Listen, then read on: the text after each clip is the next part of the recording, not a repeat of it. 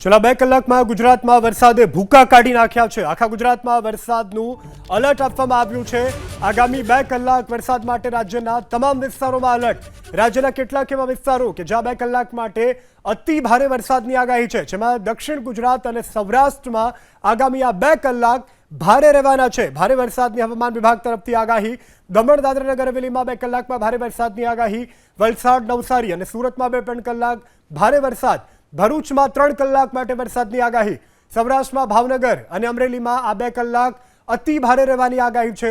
આ સાથે ગીર સોમનાથ, જૂનાગઢ અને પોરબંદરમાં પણ 2 કલાક ભારે વરસાદની આગાહી।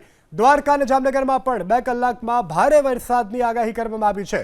તો એક તરફ હજુ તો રાજ્યના મોટાભાગના વિસ્તારો કે જ્યાં જળબંબાકારની પરિસ્થિતિ છે, પાણી ઓસરા નથી, સ્થાનિક જનજીવન તેનાથી પ્રભાવિત છે। આ અંગે હવામાન વિભાગ તરફથી હજુ એક મોટી આગાહી દ્રશ્યોમાં પણ જોઈ શકાય છે, જે હવામાન વિભાગ તરફથી જે નકશો જાહેર કરવામાં આવ્યો છે રાજ્યનો, કે જ્યાં એલર્ટ આપવામાં આવ્યું છે વરસાદનું, જેમાં સૌરાષ્ટ્રનો મોટાભાગનો વિસ્તાર અને દક્ષિણ ગુજરાતનો વિસ્તાર કે જ્યાં આગામી આ 2 કલાક ભારે રહેવાના છે, ભારે વરસાદની આગાહી કરવામાં આવી છે।